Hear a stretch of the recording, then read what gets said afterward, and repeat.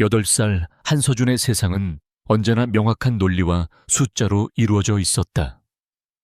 아이의 눈에 비친 세상은 복잡하게 얽힌 알고리즘의 집합체였고, 감정이라는 변수는 가장 예측하기 어려운 버그에 불과했다.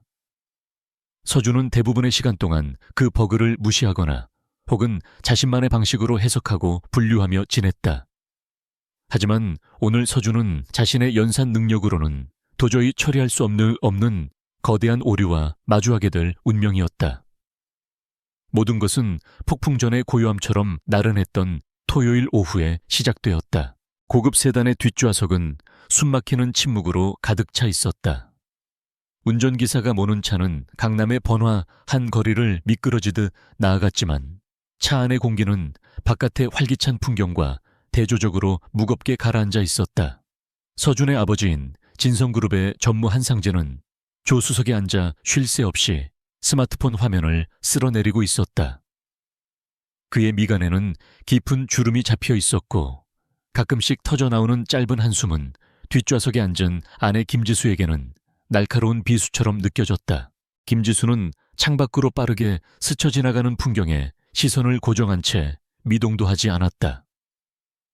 그녀의 우아한 옆모습은 잡지에 실린 상류층 사모님의 모습 그대로였지만 그 아름다운 얼굴에 서린 깊은 슬픔과 체념의 그림자는 서준의 눈을 피할 수 없었다.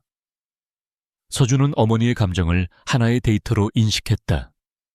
슬픔, 외로움, 불안정. 이 데이터들은 최근 몇 달간 급격히 그 빈도수를 늘려가고 있었다. 서준은 손에 들고 있던 양자역학에 관한 원서에서 눈을 떼고 조용히 어머니를 관찰했다. 백화점에는 무슨 일로 가는 거라고 했지. 마침내 한상진이 스마트폰에서 눈을 떼지 않은 채 물었다. 그의 목소리에는 아내에 대한 관심보다는 의무적인 질문의 건조함만이 묻어났다. 김지수는 잠시 머뭇거리다 작은 목소리로 대답했다. 아버님 생신 선물이요. 당신은 바쁠 테니 서준이랑 둘이 가서 고르려고요. 그녀의 목소리는 희미하게 떨리고 있었다. 그 미세한 떨림이 서준의 귀에는 증폭되어 들렸다. 그래, 비싼 걸로 잘 골라봐. 체면 깎이는 일 없게. 한상진은 그렇게 말하며 다시 자신의 세상으로 침잠했다. 대화는 그것으로 끝이었다. 서준은 다시 책으로 시선을 돌렸지만 더 이상 복잡한 물리 법칙들이 눈에 들어오지 않았다. 아버지와 어머니 사이에 흐르는 냉랭한 기류 보이지 않는 유리벽. 서준은 그 벽의 존재를 아주 어릴 때부터 인지하고 있었다. 그리고 오늘 그 벽에 거대한 균열이 생기리라는 것을 예감하고 있었다. 백화점 VVIP 라운지는 세련된 인테리어와 부드러운 클래식 음악 그리고 값비싼 커피 향으로 가득 차 있었다.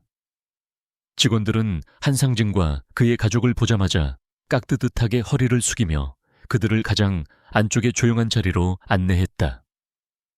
한상진은 자리에 앉자마자 누군가에게 전화를 걸더니 곧 인상을 쓰며 자리에서 일어났다. 급한 일이 생겼어. 당신이 알아서 선물 고르고 끝나면 기사한테 연락해. 그는 아내에게 짧게 쏘아붙이고는 서준의 머리를 기계적으로 한번 쓰다듬고는 쏜살같이 라운지를 빠져나갔다. 순식간에 넓은 공간에는 김지수와 서준 단둘만 남게 되었다. 김지수는 남편이 사라진 문 쪽을 잠시 멍하니 바라보다가 이내 애써 미소를 지으며 서준을 향해 몸을 돌렸다. 우리 서준이 할아버지 선물 같이 골라줄 거지. 그녀의 목소리는 밝았지만 그 안에 숨겨진 공허함을 서준은 느낄 수 있었다. 서준은 말없이 고개를 끄덕였다. 어머니의 강요된 미소는 서준의 마음에 작은 돌멩이를 던진 것처럼 파문을 일으켰다. 김지수는 서준의 손을 잡고 라운지를 나와 시계 매장으로 향했다. 그녀는 최고급 브랜드의 쇼윈도 앞에서 한참을 망설였다. 어떤 것을 골라야 시아버지의 마음에 들면서도 남편의 체면을 세워줄 수 있을지 고심하는 듯했다. 서준은 그런 어머니의 모습에서 깊은 피로감을 읽었다. 어머니는 항상 다른 사람의 기준에 맞춰 살고 있다. 아버지, 할아버지, 그리고 세상의 시선. 8살 아이의 생각이라고는 믿기 힘든 날카로운 분석이었다. 그때였다. 등 뒤에서 날카롭고 교만한 목소리가 들려온 것은 어머, 한상진 전무님 사모님 아니세요. 여기서 다 뵙네요. 목소리의 주인은 화려한 명품으로 온몸을 휘감은 젊은 여자였다. 그녀의 얼굴에는 인위적인 미소가 걸려 있었지만 눈빛은 상대를 꿰뚫어 보는 듯한 오만함으로 가득했다. 김지수의 얼굴이 순간적으로 굳어지는 것을 서준은 놓치지 않았다. 어머니는 본능적으로 서준을 자신의 등 뒤로 살짝 감추었다. 여자는 최유라였다. 최근 주식시장과 사교계에서 가장 주목받는 인물이었고 한상진의 내연녀라는 소문이 파다하게 퍼져 있는 장본인이기도 했다. 김지수는 애써 침착함을 유지하며 짧게 목례를 했다. 네, 안녕하세요. 그녀는 이 자리를 빨리 피하고 싶다는 듯 몸을 돌리려 했다. 하지만 최유라는 그럴 생각이 없어 보였다. 그녀는 한 걸음 더 다가서며 김지수의 위아래를 노골적으로 훑어보았다. 시계 보시나 봐요. 남편 선물은 역시 아내가 챙겨야죠. 아, 아니지. 시아버지 선물이려나 하긴 요즘 한 전무님은 제가 선물해드린 시계만 차고 다니셔서요. 최유라의 목소리에는 꿀을 바른 독이 묻어 있었다. 그녀의 말 한마디 한마디는 김지수의 심장을 겨누는 칼날이었다. 주변의 몇몇 사람들이 그들의 대화에 흥미를 느끼고 힐끔거리기 시작했다. 김지수의 얼굴은 창백하게 질려갔다. 별 말씀을요. 김지수는 간신히 대답하며 서준의 손을 더욱 꽉 잡았다. 하지만 최유라는 만족하지 못했다. 그녀는 김지수의 귀에만 들릴 정도로 목소리를 낮추며 속삭였다. 언제까지 그렇게 버티실 거예요? 당신이 차지하고 있는 그 자리가 분수에 맞다고 생각하세요. 그림자처럼 존재감도 없이 남편 사랑도 못 받으면서 그저 아들 하나 방패 삼아서 말이에요. 그 순간 서준은 어머니의 손이 차갑게 식어가는 것을 느꼈다. 김지수는 아무 대답도 하지 못했다. 그녀는 그저 입술을 깨물며 고개를 숙일 뿐이었다. 그 모습은 패배자의 모습, 모든 것을 체념한 사람의 모습이었다. 최유라는 김지수의 침묵을 승리로 해석하고는 만족스러운 미소를 지었다. 그녀는 마지막 일격을 가하기로 결심했다. 주스 불쌍해서 어쩌나. 상진 씨가 그러더군요. 당신은 그냥 아들 낳아준 고마움 그리고 집안끼리의 연 때문에 데리고 사는 거라고. 아무런 감정도 없대요. 여자로서 매력은 더더욱 없고. 그냥 집에서 조용히 먼지나 먹고 사는 게 당신 역할이라고요. 그러니 쓸데없는 기대는 버리세요. 아셨어요. 그 잔인한 말들이 백화점의 소음 속으로 흩어졌다. 김지수의 어깨가 파르르 떨렸다. 그녀의 눈시울이 붉어졌고 금방이라도 눈물이 터져 나올 것 같았다. 하지만 그녀는 아들 앞에서 울 수 없었다. 그녀가 할 수 있는 것은 그저 모욕을 온몸으로 견뎌내는 것뿐이었다. 최유라는 자신의 완벽한 승리에 도취되어 의기양양하게 미소 지으며 몸을 돌렸다. 그럼 쇼핑마저 즐겁게 하세요, 사모님. 그 말은 조롱의 결정체였다. 서준은 어머니의 등 뒤에서 모든 것을 보고 듣고 있었다. 최유라라는 여자의 얼굴, 그녀의 목소리, 그녀의 경멸, 가득한 눈빛, 그리고 그 앞에 속수무책으로 무너져 내리는 어머니의 모습까지. 아이의 머릿속에서는 수십억 개의 회로가 폭발적으로 타오르기 시작했다. 분노, 슬픔, 증오와 같은 원초적인 감정들이 아니었다. 그것은 훨씬 더 차갑고 정교하며 파괴적인 무언가였다. 서준의 검은 눈동자에서 어린아이 특유의 순수함이 순식간에 사라졌다. 그 자리에는 냉혹한 분석과 계산만이 남았다. 그는 최유라의 얼굴 특징, 그녀가 입고 있는 옷에 브랜드, 그녀가 들고 있는 가방의 모델명, 그녀가 풍기는 향수의 종류까지 모든 정보를 자신의 두뇌에 데이터로 저장했다. 최유라, 입력 완료. 목표 설정 완료. 서준의 마음속에서 조용한 선언이 울려 퍼졌다. 최유라가 떠나자 김지수는 잠시 그 자리에 망연자실 서 있었다. 그녀는 주변 사람들의 시선을 의식하며 황급히 눈물을 닦아내고는 서준을 향해 돌아섰다. 그녀는 아무 일도 없었다는 듯 이전보다 훨씬 더 밝고 과장된 미소를 지어 보였다. 서준아, 우리 다른 거 보러 갈까? 저쪽 장난감 가게에 새로 나온 거 있다던데. 그녀는 서준의 손을 이끌고 서둘러 그 자리를 벗어났다. 서준은 아무 말 없이 어머니의 손에 이끌려 걸었다. 그는 어머니가 필사적으로 괜찮은 척하고 있다는 것을 알았다. 하지만 그의 눈에는 보였다. 어머니의 떨리는 손, 힘겹게 내딛는 걸음, 그리고 애써 감추려 하지만 끝내 흘러내리는 한 줄기 눈물까지. 그 눈물 한 방울이 서준의 마음에 떨어져 거대한 빙산을 만들어냈다. 그것은 복수라는 이름의 빙산이었다. 그날 밤 서준은 자신의 방에 홀로 앉아 있었다. 방 안의 불은 모두 꺼져 있었고 오직 컴퓨터 모니터의 차가운 불빛만이 아이의 얼굴을 비추고 있었다. 작은 손가락들이 키보드 위에서 춤을 추듯 빠르게 움직였다. 화면에는 수많은 코드와 정보창들이 쉴 새 없이 나타났다 사라졌다. 서준의 눈은 그 어느 때보다도 차갑고 깊게 빛나고 있었다. 낮에 입력했던 최유라라는 데이터는 이제 수백 수천 개의 관련 정보로 증식해 있었다. 그녀의 SNS 계정, 그녀의 주변 인물들, 그녀의 투자 내역, 그녀가 자주 가는 장소들. 인터넷이라는 광활한 바닷속에서 서준은 조용히 그리고 집요하게 목표물에 대한 모든 것을 수집하고 있었다. 이것은 단순한 감정적인 복수가 아니었다. 이것은 한 천재 소년이 설계하는 가장 잔혹하고 완벽한 파멸의 시나리오였다. 오늘 흘린 어머니의 눈물은 그 대가를 피로 치르게 될 것이었다. 복수의 서막은 이미 올랐다. 복수는 차갑게 식혀서 먹어야 하는 음식이라는 말을 한서준은 어느 책에선가 읽은 적이 있었다. 아이는 그 말의 의미를 어른들보다 훨씬 더 정확하게 이해하고 있었다. 뜨거운 분노는 판단력을 흐리게 하고 실수를 유발하지만 차갑게 얼어붙은 증오는 대상을 가장 효과적으로 파괴할 수 있는 정밀한 무기가 된다.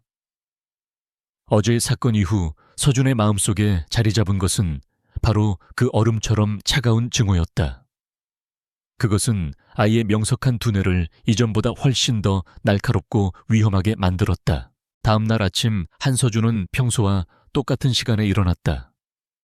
아이는 스스로 옷을 챙겨 입고 식탁에 앉아 조용히 아침 식사를 했다. 아버지는 이른 아침 골프 약속이 있다며 이미 집을 나선 후였고 식탁에는 서준과 어머니 김지수 단둘뿐이었다. 김지수는 어젯밤 잠을 설친 듯 눈가가 퀭했지만 아들 앞에서는 애써 밝은 표정을 지으려 노력했다. 그녀는 서준의 접시에 오믈렛을 덜어주며 다정하게 물었다. 서준아, 오늘 학교 끝나고 뭐 하고 싶어? 도서관에 갈 거예요. 새로 읽고 싶은 책이 있어요. 서준은 포크로 오믈렛을 자르며 무심하게 대답했다. 그의 목소리에는 어떠한 감정의 동요도 실려 있지 않았다. 김지수는 아들의 담담한 모습에 안도하면서도 한편으로는 서운함을 느꼈다. 이 아이는 너무 빨리 어른이 되어버린 것 같았다. 그녀는 아들이 어제의 충격적인 장면을 이해하지 못했거나 혹은 금세 잊어버렸을 거라고 생각하며 스스로를 위안했다. 그녀는 아들의 머릿속에서 어떤 거대한 계획이 설계되고 있는지 상상조차 하지 못했다. 학교를 마친 서준은 평소처럼 도서관으로 향했다. 하지만 아이는 전공 서적들이 꽂힌 서가가 아닌 컴퓨터가 놓인 구석자리로 향했다. 공공도서관의 컴퓨터는 보안이 허술했고 IP를 추적하기도 어려웠다. 완벽한 범죄를 위한 최적의 장소였다.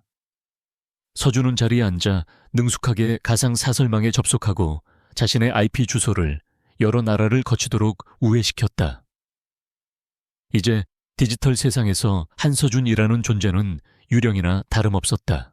서준의 첫 번째 목표는 최유라의 가장 중요한 자산이자 가장 취약한 아킬레스건, 바로 그녀의 소셜미디어 계정이었다. 최유라는 수십만 명의 팔로워를 거느린 인플루언서였다.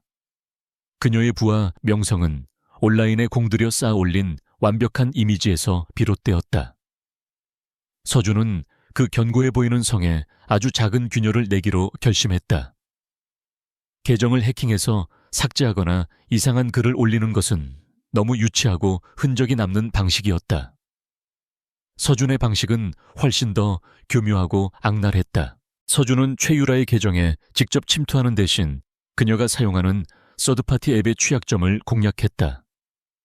그녀가 포스팅을 예약하고 팔로워를 관리하기 위해 사용하는 앱이었다. 코드를 씹는 데는 10분도 채 걸리지 않았다. 이제 서준은 그녀의 계정을 뒤에서 조종할 수 있는 보이지 않는 손이 되었다. 첫 번째 조작은 아주 미미한 것이었다. 서준은 최유라가 가장 싫어하는 라이벌 인플루언서의 게시물에 자동으로 좋아요가 눌리도록 설정했다. 그것도 최신 게시물이 아닌 몇 주 전에 올라온 아주 사소한 일상 사진의 말이다. 한편 최고급 피트니스 클럽에서 개인 트레이닝을 막 끝낸 최유라는 의기양양하게 자신의 스마트폰을 확인했다. 어젯밤 한상진과의 밀회는 성공적이었고 김지수에게 안겨준 몸열감은 달콤한 승리감으로 남아있었다. 그녀는 자신의 SNS에 운동으로 다져진 완벽한 몸매 사진을 올리며 만족스러운 미소를 지었다. 그때 그녀의 눈에 이상한 알림 하나가 들어왔다. 그녀가 평소 경멸하던 인플루언서 미미의 게시물에 좋아요를 눌렀다는 알림이었다. 뭐야, 내가 이걸 왜 눌렀지? 최유라는 미간을 찌푸리며 중얼거렸다. 그녀는 화면을 잘못 터치한 것이라고 생각하며 서둘러 좋아요를 취소했다. 사소한 실수였지만 어쩐지 기분이 찝찝했다. 그녀는 별일 아닐 거라고 생각하며 넘겼지만 그것이 자신을 향해 서서히 조여오는 올가미의 첫 번째 움직임이라는 사실을 알지 못했다. 보이지 않는 손은 이제 두 번째 단계를 준비하고 있었다. 며칠 뒤 최유라는 중요한 점심 약속을 위해 청담동의 최고급 프렌치 레스토랑으로 향했다. 새로운 투자자를 만나는 자리였고 그녀의 사업 확장에 결정적인 분수령이 될 약속이었다. 그녀는 2주 전에 이미 가장 좋은 창가 자리로 예약을 마친 상태였다. 레스토랑 입구에 들어선 그녀는 지배인에게 당당하게 자신의 이름을 말했다. 최유라입니다. 2시에 예약했어요. 하지만 지배인은 예약자 명단을 몇 번이나 확인하더니 고개를 갸웃거렸다. 죄송합니다, 손님. 오늘 2시에는 최유라님으로 된 예약이 없습니다. 최유라의 완벽하게 화장된 얼굴이 순간 굳어졌다. 그럴 리가 없어요. 다시 확인해보세요. 제가 분명히 예약했다고요. 그녀의 목소리가 날카로워졌다. 지배인은 난처한 표정으로 다시 명단을 확인했지만 결과는 같았다. 혹시 최강 똥파리라는 이름으로 예약하지는 않으셨는지요? 10분 자리로 예약되어 있습니다만. 지배인의 조심스러운 질문에 최유라의 얼굴은 분노로 시뻘겋게 달아올랐다. 지금 나랑 장난해요. 내가 그런 이름으로 예약을 왜 해? 그녀는 이성을 잃고 소리를 질렀다. 주변의 모든 손님들이 그녀를 쳐다보았고 곧 도착한 투자자는 이 모든 광경을 입구에서 목격하고는 불쾌한 표정으로 발길을 돌려버렸다. 최유라는 망연자실한 채 레스토랑 로비에 서 있었다. 완벽하게 준비했던 미팅은 시작도 해보기 전에 최악의 형태로 끝나버렸다. 그녀는 곧장 자신의 비서에게 전화를 걸어 맹렬하게 비난을 퍼부었다. 네가 어떻게 일 처리를 하길래 예약이 이따위로 엉망이 돼 당장 해고인 줄 알아. 비서는 억울하다는 듯 울먹이며 자신이 예약 확인 메일까지 받았다고 항변했지만 분노에 휩싸인 최유라의 귀에는 아무것도 들리지 않았다. 그 시각 도서관 컴퓨터 앞에 앉은 서준은 레스토랑의 예약 시스템, 로그를 조용히 들여다보고 있었다. 최유라라는 예약자명을 최강 똥파리로 바꾸고 인원수를 2명에서 10명으로 수정하는 데는 단 30초면 충분했다. 서준은 최유라가 겪었을 당혹감과 분노를 상상했다. 하지만 아이의 얼굴에는 어떠한 표정 변화도 없었다. 이것은 시작에 불과했다. 어머니가 느꼈을 모욕감에 비하면 아무것도 아니었다. 그날 이후 최유라의 일상에는 이해할 수 없는 불행들이 연이어 닥치기 시작했다. 그녀가 애용하는 온라인 쇼핑몰의 VIP 계정 비밀번호가 멋대로 바뀌어 접속이 불가능해졌고, 어렵게 찾은 비밀번호는 바보 멍청이 같은 유치한 단어였다. 그녀가 아침마다 마시는 최고급 원두를 배달시키는 앱에서는 주문이 멋대로 취소되거나 엉뚱하게 값싼 인스턴트 커피가 배달되었다. 그녀의 스마트홈 시스템은 시도 때도 없이 오작동했다. 새벽 3시에 갑자기 조명이 켜지고 시끄러운 록 음악이 흘러나왔고, 난방 시스템은 한여름의 최고 온도로 맞춰져 그녀를 찜통 속에 가두어 버렸다. 최유라는 미쳐버릴 지경이었다. 처음에는 단순한 실수나 시스템 오류라고 생각했지만 일들이 반복되자 점차 누군가 자신을 의도적으로 괴롭히고 있다는 의심을 품기 시작했다. 그녀는 자신의 주변 사람들을 모두 의심했다. 해고당한 비서, 자신의 성공을 질투하는 라이벌, 혹은 자신과 헤어진 옛 남자들까지. 하지만 아무런 증거도 찾을 수 없었다. 그녀를 괴롭히는 존재는 마치 유령처럼 흔적을 남기지 않았다. 불안과 스트레스로 인해 최유라는 날카로워졌고, 완벽했던 그녀의 외모에도 그늘이 드리워지기 시작했다. 그녀는 밤에 잠을 제대로 이루지 못했고 사소한 일에도 신경질적으로 반응했다. 한상진과의 관계에도 금이 가기 시작했다. 그녀는 한상진에게 자신의 불행을 토로했지만 그는 그저 예민하게 군다며 그녀를 귀찮아할 뿐이었다. 그녀의 통제되던 완벽한 세계는 조금씩 하지만 확실하게 무너져 내리고 있었다. 서준은 자신의 작은 복수가 만들어내는 결과들을 멀리서 조용히 지켜보았다. 아이는 최유라의 SNS에 올라오는 피곤함이 역력한 셀카 사진을, 그녀가 온라인 커뮤니티에 익명으로 올리는 불안 증세에 대한 질문글을, 그리고 그녀의 카드사에서 보내온 비정상적인 결제 시도, 알림 문자들을 모두 지켜보고 있었다. 서준은 그녀에게 직접적인 피해를 입히지 않았다. 아이는 단지 그녀의 일상에 아주 작은 돌멩이들을 던져 스스로 무너지게 만들고 있을 뿐이었다. 어느 날 저녁 서준은 거실에서 어머니가 누군가와 통화하는 것을 듣게 되었다. 네, 변호사님. 재산 분할 관련해서 상담 좀 받고 싶은데요. 그 말을 듣는 순간 서준은 키보드를 두드리던 손을 멈추었다. 어머니가 드디어 용기를 내기 시작한 것이다. 어쩌면 자신의 보이지 않는 복수가 최유라의 영향력을 약화시킨 것이 어머니에게 작은 용기를 주었을지도 모른다. 서준은 다시 자신의 방으로 돌아왔다. 작은 복수의 서막은 끝났다. 끝났다. 이제는 더 큰 판을 설계할 시간이었다. 최유라라는 개인을 무너뜨리는 것만으로는 부족했다. 그녀가 기생하고 있는 숙주 바로 자신의 아버지 한상진과 진성그룹이라는 거대한 성을 함께 무너뜨려야 했다. 그래야만 어머니가 진정으로 자유로워질 수 있을 터였다. 아이의 눈이 어둠 속에서 차갑게 빛났다. 진짜 잔혹한 복수는 이제부터 시작이었다. 한서준의 작은 복수는 최유라의 일상에 성공적으로 균열을 만들어냈다.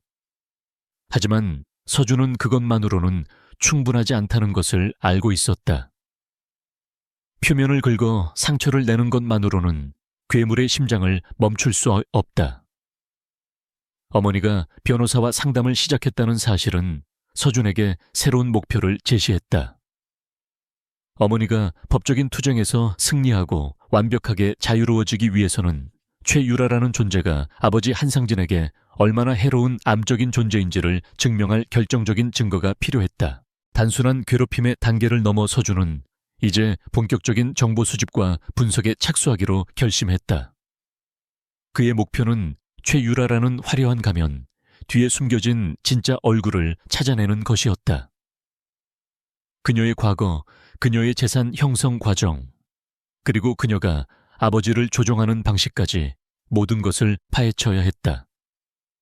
서준은 자신의 방을 어둠 속의 사령부로 만들었다. 모니터의 불빛만이 유일한 조명이었고 키보드 소리는 작전 개시를 알리는 조용한 북소리 같았다. 서준의 조사는 최유라의 SNS에서부터 다시 시작되었다. 이번에는 그녀가 과시하는 화려한 현재가 아닌 그녀가 필사적으로 감추려 하는 과거의 흔적을 찾는 것이 목적이었다. 서준은 수년 전 게시물까지 거슬러 올라가며 그녀의 사진 그녀가 태그된 장소, 함께 어울렸던 친구들을 면밀히 분석했다. 그는 직접 개발한 이미지 분석 프로그램을 이용해 그녀의 얼굴이 나온 수천 장의 사진들을 스캔하고 데이터베이스화했다. 며칠 밤낮으로 이어진 작업 끝에 서준은 마침내 첫 번째 실마리를 찾아냈다. 약 7년 전 한 대학의 작은 동아리 홈페이지에 올라오는 단체 사진 속에서 앳된 모습의 최유라를 발견한 것이다. 사진 속 그녀는 지금의 세련되고 화려한 모습과는 거리가 먼 평범하고 수수한 차림이었다. 결정적인 단서는 사진 밑에 적힌 이름이었다. 최유라가 아닌 최미영. 서준의 심장이 조용히 그러나 강하게 뛰기 시작했다.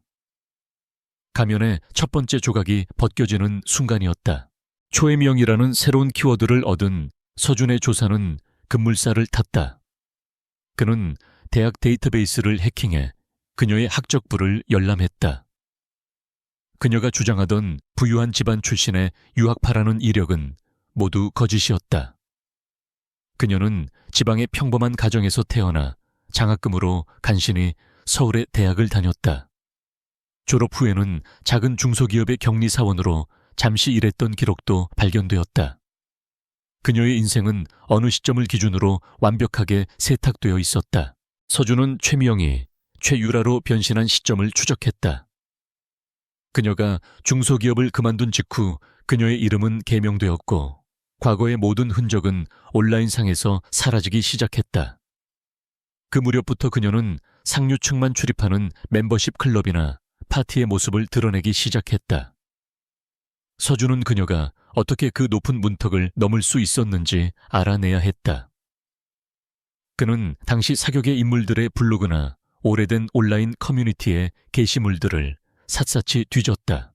끈질긴 추적 끝에 서준은 익명으로 작성된 몇 개의 글들을 발견했다. 자신을 IT 기업의 젊은 대표라고 밝힌 한 남자가 쓴 글이었다.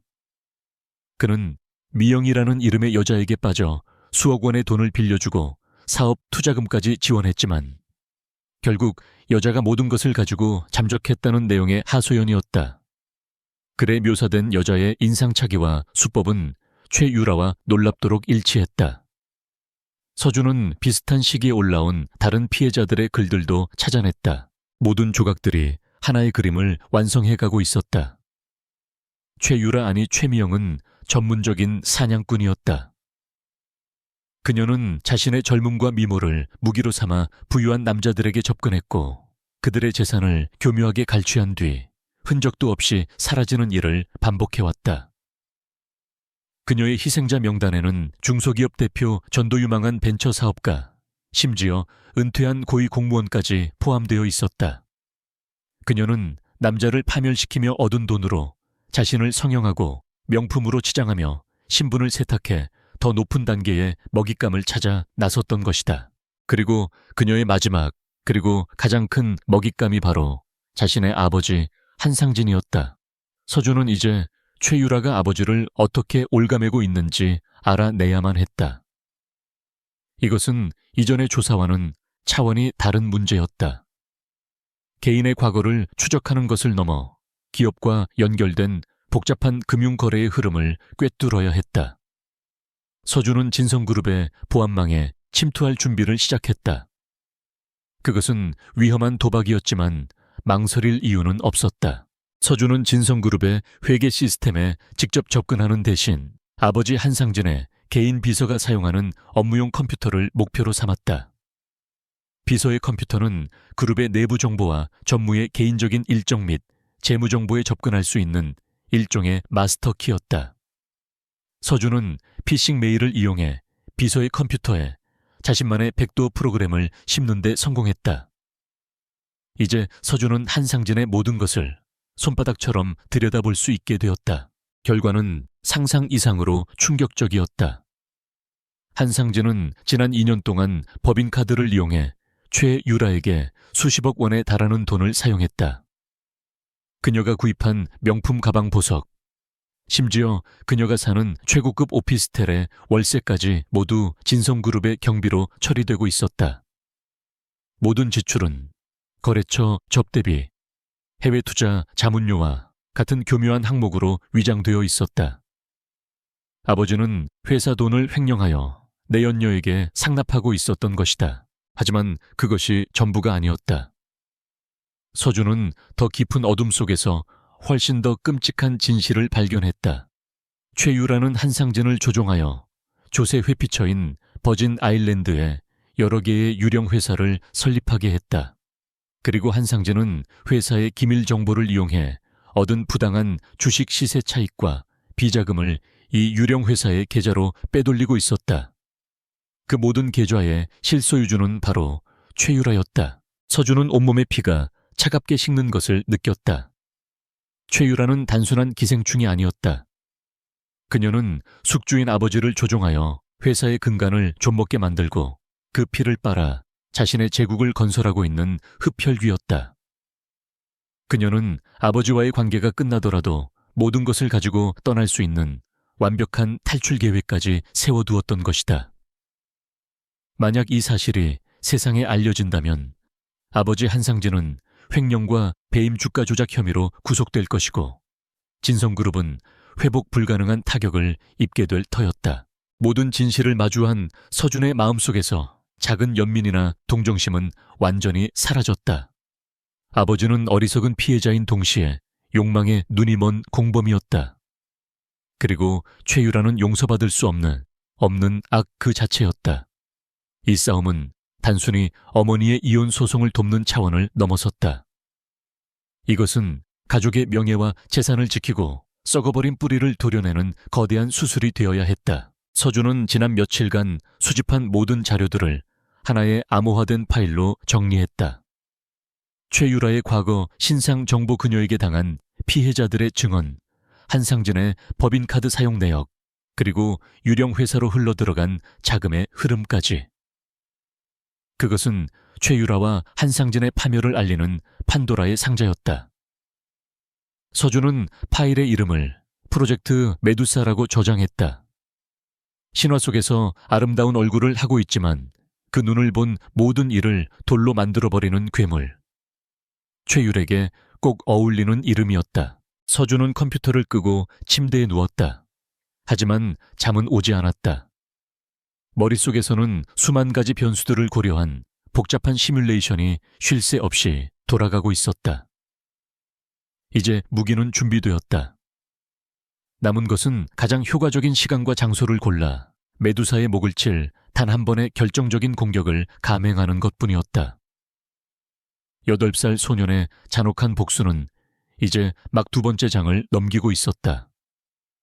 그 끝에는 누구도 예상치 못한 거대한 파국이 기다리고 있었다. 최유라의 세계는 보이지 않는 거미줄에 걸린 나비처럼 무질서하게 흔들리고 있었다. 한서준이 설계한 미세한 공격들은 그녀의 일상에 지속적인 스트레스와 불안을 주입했고 그 독은 그녀의 정신을 서서히 마비시키고 있었다. 완벽하게 통제되던 삶에 대한 자부심은 끝없는 의심과 편집증으로 변질되었다. 그녀는 샤워를 하면서도 누군가 자신을 지켜보는 듯한 기분에 소름이 돋았고 스마트폰의 작은 오류에도 소스라치게 놀라곤 했다. 그녀는 이 모든 불행의 근원을 찾아내야만 했다. 무작위적인 사고라고 하기에는 너무나 일관성 있고 악의적인 사건들이었다. 그녀는 유능하다는 사설 탐정까지 고용했지만 그는 어떠한 해킹의 흔적도 자신을 위협하는 실체도 찾아내지 못했다. 적은 유령과도 같았다. 궁지에 몰린 최유라의 머릿속에 한 가지 가능성이 떠올랐다. 가장 단순하면서도 그녀의 교만한 자의식을 만족시켜 줄 수 있는 유일한 답. 바로 한상진의 아내 김지수였다. 최유라는 한상진을 자신의 오피스텔로 불렀다. 그녀는 평소에 당당하고 매력적인 모습 대신 금방이라도 부서질 것처럼 연약하고 겁에 질린 모습을 연출했다. 눈가에는 옅은 다크서클을 그려 넣었고 목소리는 불안감에 떨리도록 계산했다. 그녀는 한상진의 품에 안겨 흐느끼기 시작했다. 상진 씨, 나 너무 무서워요. 누군가 나를 파괴하려고 하는 것 같아요. 그녀의 눈물은 남자의 이성을 마비시키는 가장 강력한 무기였다. 한상진은 당황하며 그녀를 다독였다. 유라야, 무슨 일이야? 별일 아닐 거야. 네가 요즘 너무 예민해서 그래. 그의 위로는 피상적이었지만 최유라는 그 틈을 놓치지 않았다. 그녀는 눈물 젖은 눈으로 그를 올려다보며 말했다. 아니에요. 이건 분명한 공격이에요. 그리고 이상하게도 이 모든 일들이 그날 이후에 시작됐어요. 그녀는 의도적으로 말끝을 흐렸다. 그날이라니 한상진이 되물었다. 백화점에서 당신 부인이랑 마주쳤던 그날이요. 최유라는 마치 말하기 힘든 비밀을 털어놓는 것처럼 목소리를 낮췄다. 그 여자 겉보기엔 조용하고 순해 보이지만 속은 다를 수 있어요. 여자들의 질투가 얼마나 무서운데요. 어쩌면 사람을 고용해서 나를 괴롭히고 있는 건지도 몰라요. 나를 당신 곁에서 떼어내려고. 그녀의 말은 논리적인 근거가 전혀 없는 악의적인 추측에 불과했지만 남자의 죄책감과 의심을 파고들기에는 충분했다. 한상진의 표정이 굳어졌다. 처음에는 말도 안 되는 소리라고 생각했다. 평생을 수동적으로 살아온 김지수가 그런 대담하고 치밀한 일을 벌일 리가 없었다. 하지만 눈앞에서 절망에 빠져 흐느끼는 젊고 아름다운 연인과 집에서 무미건조한 표정으로 자신을 기다릴 아내의 모습이 겹쳐지자 그의 마음속 저울이 기울기 시작했다. 그는 최유라를 지켜주지 못했다는 죄책감과 아내에 대한 해묵은 염증이 뒤섞여 비이성적인 분노에 휩싸였다. 그 여자가 정말 그랬다면 내가 가만두지 않겠어. 한상진은 최유라를 지켜주는 강한 남자가 된 것처럼 으르렁거렸다. 그는 자신의 어리석음과 배신을 아내에게 전가함으로써 스스로의 죄책감을 덜어내려 하고 있었다. 최유라는 그의 반응에 속으로 쾌재를 불렀다. 그녀는 남자의 귀에 마지막 독을 속삭였다. 상진 씨, 난 아무것도 바라지 않아요. 그저 당신 곁에서 안전하게 사랑만 받고 싶을 뿐이에요. 제발 날 지켜줘요. 그날 밤 한상진은 살얼음 같은 분노를 품고 집으로 돌아왔다. 거실 소파에 앉아 조용히 책을 읽고 있던 김지수는 현관문이 거칠게 열리는 소리에 놀라 고개를 들었다. 남편의 얼굴에는 평소의 무관심 대신 이글거리는 저기가 가득했다. 김지수는 본능적으로 불길한 예감에 휩싸였다. 한상진은 외투를 벗어 던지며 아내의 앞으로 다가와 섰다. 당신 도대체 무슨 짓을 하고 다니는 거야? 그의 목소리는 낮았지만 강한 압박감이 실려 있었다. 김지수는 영문을 몰라 당황한 눈으로 그를 바라보았다. 무슨 말씀이세요? 그녀의 되물음에 한상진의 분노는 폭발했다. 시침이 떼지 마. 유라 씨한테 사람 붙여서 괴롭힌 거 당신 짓이지. 그렇게 비열하고 유치한 방법으로 복수라도 하고 싶었나? 김지수의 얼굴에서 핏기가 가시는 것 같았다. 남편의 입에서 나온 말은 그녀가 평생 들어본 그 어떤 말보다도 잔인하고 모욕적이었다. 그녀는 자신의 귀를 의심했다. 수년간 그의 외도를 침묵으로 인내해왔다. 가정이 깨지는 것을 막기 위해 그리고 아들 서준을 위해 모든 수모를 감내했다. 그런데 이제 그는 자신을 파렴치한 범죄자로 몰아가고 있었다. 난 그런 적 없어요. 김지수는 떨리는 목소리로 간신히 대답했다. 내가 왜 그런 짓을 해요? 당신이 잘못 알고 있는 거예요. 그녀의 필사적인 항변은 오히려 한상진의 확신에 불을 지폈다. 거짓말. 그럼 유라 씨가 겪고 있는 그 모든 일들을 어떻게 설명할 건데? 당신 말고 누가 그런 짓을 하겠어. 질투에 눈이 멀어서 분수도 모르고 날뛰는 꼴이라니 정말 역겹군. 그 순간 김지수의 마음속에서 무언가가 끊어지는 소리가 났다. 수년간 억눌러왔던 슬픔과 분노 배신감이 한꺼번에 터져 나왔다. 그녀는 자리에서 일어났다. 그녀의 눈에서는 더 이상 눈물이 흐르지 않았다. 대신 차가운 경멸이 담겨 있었다. 역겨운 건 당신이야. 불륜을 저지르는 것도 모자라 내연녀의 거짓말에 놀아나 조강지철을 의심하고 모욕하는 당신이 훨씬 더 역겨워. 그것은 김지수가 남편에게 처음으로 보인 반항이었다. 한상진은 아내의 변한 태도에 순간 당황했지만 이내 더 큰 분노로 받아쳤다. 뭐 당신 지금 뭐라고 했어? 주제도 모르고 당신이 지금 누리고 있는 모든 게 다 누구 덕인 줄 알아. 진성그룹 셔틀버스 기사 딸이었던 당신을 이 자리까지 올려준 게 나야. 그런데 감히 어디서 목소리를 높여. 두 사람의 고성은 집 전체를 울렸다. 그리고 이 모든 광경을, 이 모든 잔인한 대화를 2층 계단 난간 뒤에 숨어 지켜보는 작은 아이가 있었다. 한서준은 자신의 방에서 책을 읽던 중 아래층에서 들려오는 싸움 소리에 조용히 걸어 나왔다. 아이는 차가운 분노로 이성을 잃고 어머니에게 독서를 퍼붓는 아버지의 모습을, 그리고 절망과 경멸이 뒤섞인 눈으로 그런 아버지를 마주하고 있는 어머니의 모습을 보았다. 백화점에서 내연녀에게 모욕당하는 어머니를 보았을 때 서준은 분노했다. 하지만 지금 아버지의 입에서 나오는 말들은 서준의 마음속에 남아있던 마지막 존경과 신뢰의 벽을 산산조각 내버렸다. 아버지는 더 이상 가족을 지키는 가장이 아니었다. 그는 적과 한패가 되어 어머니의 가슴에 칼을 꽂는 배신자였다. 그 순간 한상진은 서준의 세계에서 아버지라는 이름으로 불릴 자격을 완전히 상실했다. 싸움은 한상진이 더 이상 당신과는 할 말 없다며 집을 뛰쳐나가는 것으로 끝났다. 거실에는 정막만이 남았다.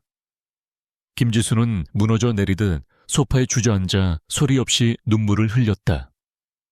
그녀의 어깨는 가늘게 떨리고 있었다. 서준은 계단 위에서 그 모습을 조용히 내려다보았다. 아이의 얼굴에는 어떠한 감정도 드러나지 않았다. 슬픔도 분노도 아니었다. 그것은 모든 감정이 증발해버린 절대 영도의 차가움이었다. 서준은 조용히 자신의 방으로 돌아왔다. 그리고 컴퓨터를 켰다. 화면에는 프로젝트 메두사라는 이름의 파일이 떠 있었다. 서준은 잠시 망설임 없이 새로운 폴더를 하나 생성했다. 그리고 그 폴더에 한상진이라는 이름을 입력했다.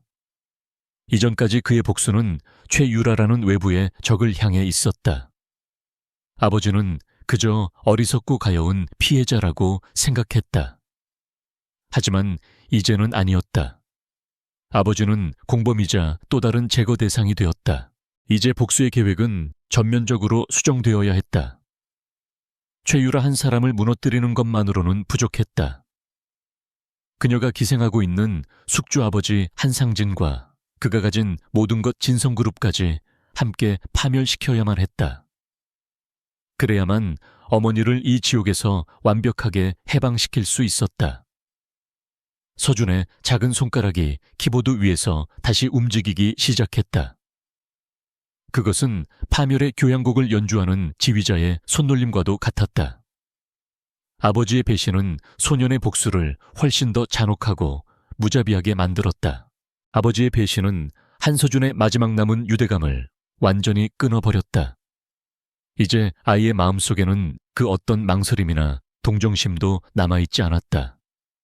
최유라를 괴롭히던 소소한 복수는 어린아이의 장난처럼 느껴졌다.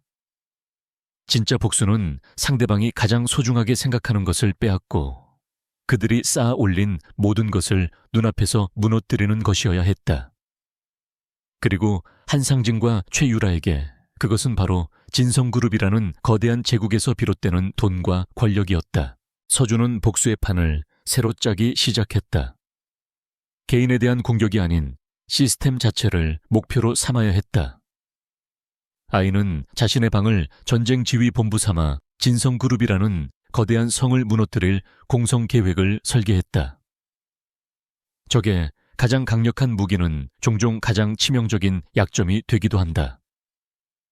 서준은 아버지 한상진의 경력과 야망의 정점에 놓여있는 프로젝트를 찾아내기로 결심했다. 그것을 파괴한다면 아버지와 최유라 모두에게 회복 불가능한 타격을 입힐 수 있을 터였다.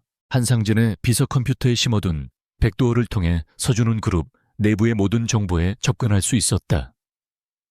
그는 수백 개의 이메일과 기밀 보고서 재무제표를 검토했다. 8살 아이에게는 벅찬 정보의 양이었지만 서준의 두뇌는 슈퍼컴퓨터처럼 데이터를 분류하고 분석하며 핵심을 꿰뚫어 보았다. 며칠간의 분석 끝에 서준은 마침내 완벽한 목표물을 찾아냈다. 프로메테우스 프로젝트. 진성그룹의 미래가 걸린 초대형 인수합병 프로젝트였다. 프로메테우스 프로젝트는 진성그룹이 독일의 첨단 기술 기업인 크로노스 에이지를 인수하는 야심찬 계획이었다. 이 M&A가 성공한다면 진성그룹은 단숨에 차세대 기술 시장의 선두주자로 발돋움하게 될 것이었다. 그리고 이 거대한 프로젝트의 총괄 책임자가 바로 한상진 전무였다. 이 M&A는 그의 경영 능력을 입증하고 차기 회장 자리를 굳히기 위한 일생일대의 기회였다. 서준은 프로젝트 관련 보고서를 읽으며 아버지의 탐욕스러운 야망을 보았다. 서준은 프로젝트의 세부 사항을 파고들었다. 자금 조달 계획, 기술 실사 보고서, 법률 검토 문서까지. 모든 것이 완벽해 보였다.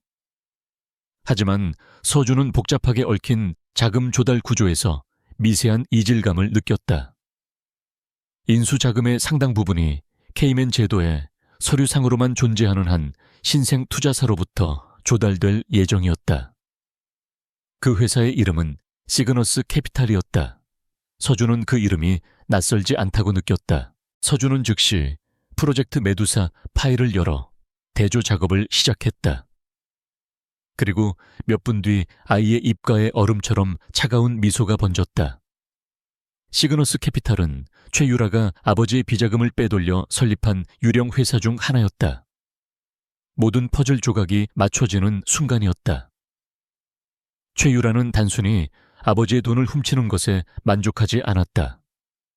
그녀는 그 돈을 이용해 진성그룹의 가장 중요한 프로젝트에 투자자로 참여함으로써 자신의 검은 돈을 세탁하는 동시에 그룹의 지분을 합법적으로 차지하려는 거대한 설계를 하고 있었던 것이다. 이제 모든 것이 명확해졌다. 프로메테우스 프로젝트는 아버지에게는 성공의 사다리였고 최유라에게는 신분 상승과 부의 완성을 위한 발판이었다.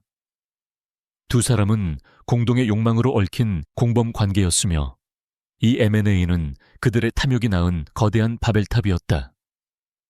그리고 서준은 그 바벨탑을 무너뜨릴 신의 역할을 자처하기로 결심했다. 이 프로젝트의 실패는 단순히 아버지의 경력을 끝내는 것을 넘어 최유라의 자금줄까지 끊어버리는 일석이조의 효과를 가져올 것이었다. 서준은 거대한 작전 계획을 구상하기 시작했다. 목표는 단 하나, 프로메테우스 프로젝트의 완벽한 파괴였다. 그는 3단계로 이루어진 치밀한 공격 계획을 수립했다.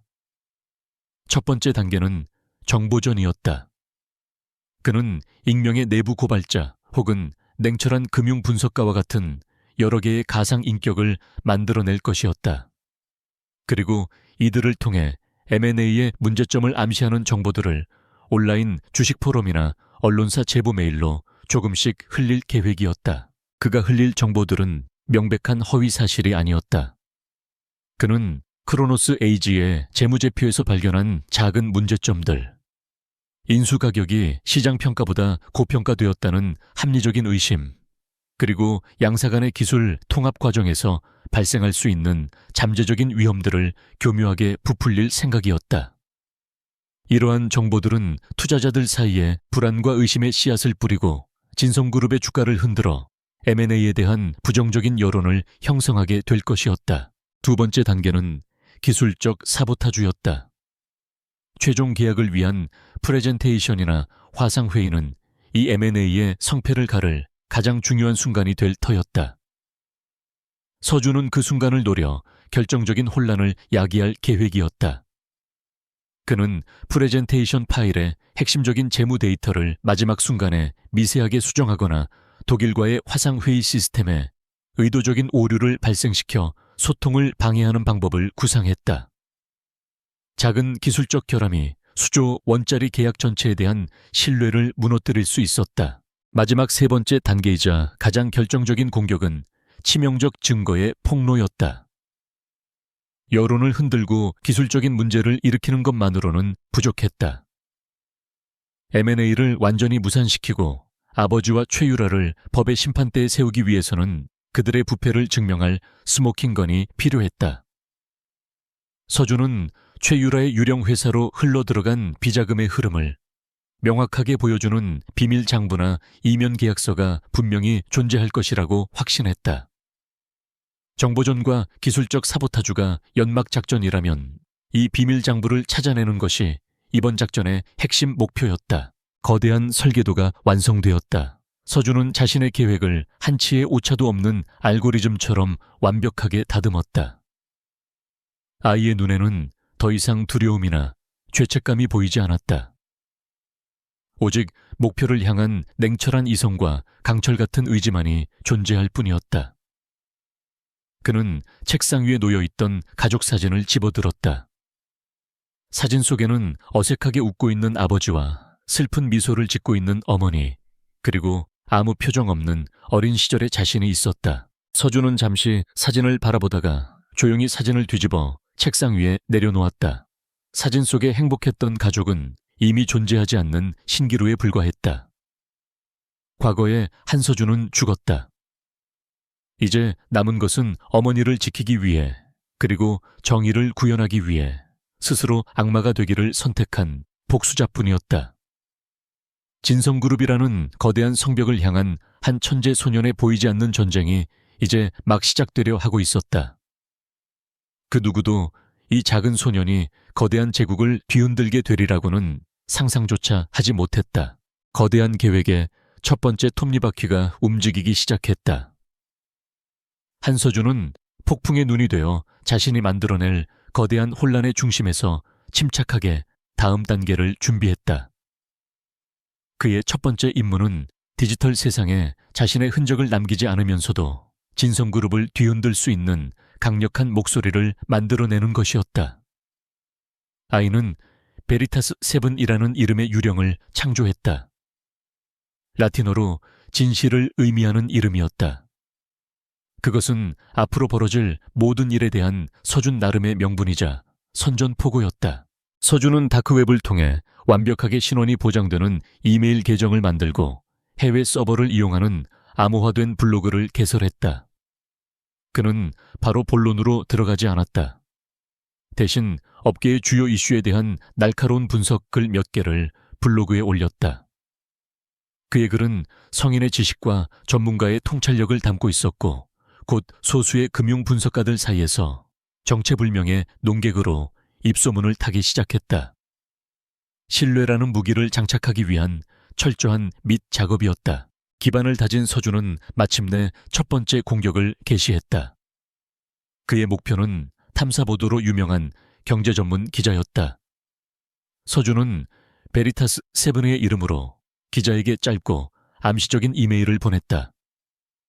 진성그룹의 프로메테스 프로젝트, 그 화려한 이면에 감춰진 진실에 관심이 있으신지요? 이메일에는 암호화된 파일 하나가 첨부되어 있었다. 파일 안에는 진성그룹의 내부 보고서가 들어있었다. 그 보고서는 크로노스 에이지의 기업 가치를 평가한 문서였는데 서준은 외부 독립기관의 평가액보다 진성그룹이 제시한 인수가가 15% 이상 높게 책정되었다는 부분을 의도적으로 강조해 두었다. 그것은 불법의 증거는 아니었지만 M&A의 타당성에 대해 충분히 의문을 제기할 만한 자료였다. 서준은 파일과 함께 짧은 메시지를 남겼다. 장미꽃 밑에는 언제나 뱀이 숨어있는 법입니다. 진성그룹은 왜 웃돈까지 얹어가며 이 계약을 서두르는 걸까요? 특종의 냄새를 맡은 기자는 즉시 움직였다. 며칠 뒤 진성그룹 독일 기업 인수에 무리수두나 고평가 논란이라는 제목의 기사가 인터넷을 통해 퍼져나갔다. 기사는 M&A의 수익성에 대해 의문을 제기하며 한상진 전무의 공격적인 경영 스타일에 대한 우려를 표했다. 시장의 반응은 즉각적이었다. 기사가 나간 당일 진성그룹의 주가는 4% 가까이 하락했고 외국인 투자자들을 중심으로 매도 물량이 쏟아져 나왔다. 진성그룹은 발칵 뒤집혔다. 긴급 임원회의가 소집되었고 한상진은 그룹 회장에게 혹독한 질책을 받았다. 한 전무, 도대체 내부 정보 관리를 어떻게 하기에 이런 기사가 나가는 건가? 경쟁사들의 흔들기인지 아니면 내부에 배신자가 있는 건지 당장 색출해. 한상진은 얼굴이 벌개진 채 고개를 숙였다. 그는 자신의 완벽한 계획에 생긴 작은 흠집에 분노하며 보안팀과 홍보팀을 닥달하기 시작했다. 그는 이 작은 파문이 거대한 쓰나미의 시작이라는 것을 알지 못했다. 회사가 정보 유출의 범인을 찾기 위해 혼란에 빠진 사이 서준은 자신의 진짜 목표에 집중하기 시작했다. 바로 치명적 증거, 즉 비밀 장부를 찾는 것이었다. 서준은 최유라가 그 열쇠를 쥐고 있다고 확신했다. 그녀처럼 영악하고 의심 많은 여자가 자신의 안전장치 하나 없이 한상진을 믿을 리가 없었다. 그녀는 분명 모든 비자금 거래 내역과 불법적인 행위들을 기록으로 남겨 유사시에 자신의 방패막이자 한상진을 위협할 무기로 사용하고 있을 터였다. 서준의 해킹은 이제 최유라의 모든 디지털 기기와 클라우드 스토리지에 집중되었다. 아이는 그녀의 노트북, 스마트폰 개인용 NAS 서버까지 모든 저장 공간을 샅샅이 뒤졌다. 그녀의 사생활은 서준의 눈앞에 적나라하게 펼쳐졌다. 수많은 남자들과의 은밀한 대화, 기록 명품 쇼핑 내역, 심지어 성형외과 상담 기록까지. 하지만 서준은 그런 것에 전혀 관심을 두지 않았다. 그의 목표는 오직 암호화된 파일이나 숨겨진 폴더뿐이었다. 한편 주가 하락과 부정적인 기사로 인해 최유라 역시 극도의 불안감에 휩싸였다. 그녀가 시그너스 캐피탈을 통해 투자한 거액의 돈이 위험에 처한 것이다. 그녀는 한상진을 비밀리에 만나 거칠게 따졌다. 상진 씨, 이게 어떻게 된 일이에요? 당신 완벽하다고 했잖아요. 만약 이 M&A가 잘못되면 내 돈은 어떻게 되는 거예요? 그녀의 목소리에는 날카로운 불안감이 묻어났다. 한상진은 초조하게 담배를 피워 물며 그녀를 안심시키려 했다. 걱정 마, 유라야. 분명 우리를 방해하려는 경쟁사의 수작일 거야. 내가 다 해결할 수 있어. 하지만 그의 말에는 자신감이 없었다. 최유라는 그의 무능함에 분노하며 의심의 눈초리를 보냈다. 혹시 당신 부인이 또... 그녀의 편집증은 모든 불행의 원인을 김지수에게 돌리고 있었다. 두 공범 사이의 신뢰에 미세한 균열이 생기기 시작했다. 그들의 불안이 깊어지는 동안 서준은 마침내 의미 있는 단서를 발견했다. 최유라의 클라우드 휴지통에서 발견한 삭제된 파일의 조각이었다. 파일 자체는 복구할 수 없었지만 파일명은 남아있었다. 프로메테스 카 보험 알체금 장부 XLS6 옌샤이. 그 이름은 서준의 심장을 뛰게 하기에 충분했다. 장부는 존재했다. 보험이라는 단어는 그것이 최유라의 안전장치라는 것을 명확히 보여주고 있었다. 파일을 추적하던 서준은 또 다른 조각을 찾아냈다. 그녀가 삭제한 일정표에 남아있는 희미한 흔적이었다. 약 3개월 전 스위스 제네바에 있는 한 프라이빗 뱅크의 이름과 함께 개인 금고 계약이라는 메모가 적혀 있었다.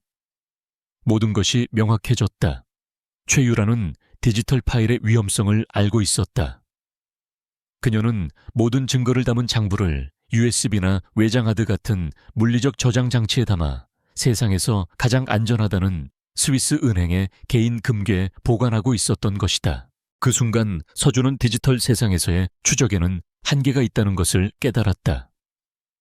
결정적인 증거는 오프라인, 즉 현실 세계에 있었다. 그는 모니터에서 눈을 떼고 창밖을 바라보았다. 자신이 일으킨 폭풍으로 세상은 시끄러웠지만 아이의 마음은 그 어느 때보다 고요했다. 폭풍의 눈은 이제 새로운 목표를 설정했다. 스위스 은행 금괴 잠들어 있는 메두사의 심장을 어떻게 꺼낼 것인가. 서준은 정보 유출이라는 첫 번째 카드가 성공적인 연막 작전이 되었음을 확인했다. 이제 적들의 시선은 내부의 배신자와 경쟁사에게 쏠려 있었다. 그 누구도 이 모든 것을 지휘하는 존재가 작은 아이의 방에 있다는 사실을 상상하지 못했다. 서준은 새로운 계획을 구상하기 시작했다. 그것은 이전보다 훨씬 더 대담하고 위험한 계획이 될 것이었다. 최유라가 스스로 금고를 열고 나오게 만들어야 했다. 폭풍은 이제 막 시작되었을 뿐이었다. 프로메테스 프로젝트의 최종 발표회가 일주일 앞으로 다가오자 진성그룹 전체가 보이지 않는 압박감에 휩싸였다. 시간은 파멸을 향해 움직이는 시계처럼 초침 소리를 내며 흘러가고 있었다. 한상진은 그 시계 소리에 쫓기는 사람처럼 위태로워 보였다. 익명의 정보 유출로 인한 주가 불안정 이사회에 계속되는 압박, 그리고 의심의 눈초리를 보내는 독일 크로노스 에이지 측의 문의까지. 그는 사면 초가의 상황에 놓여 있었다. 밤낮 없이 이어지는 회의와 전화 통화로 한상진의 신경은 극도로 날카로워졌다. 그는 잠을 이루지 못했고 식사도 제대로 하지 못했다. 그의 눈은 퀭하게 들어가고 핏발이 서 있었다. 그는 어떻게든 이 위기를 돌파하고 M&A를 성공시켜야만 했다. 그것만이 자신의 무능함을 증명하고 회장 자리에 오를 수 있는 유일한 길이었다. 그는 이 모든 혼란이 자신의 발목을 잡으려는 경쟁사의 소행이라고 굳게 믿으며 증오심을 불태웠다. 폭풍의 중심에 있는 최유라 역시 마찬가지였다.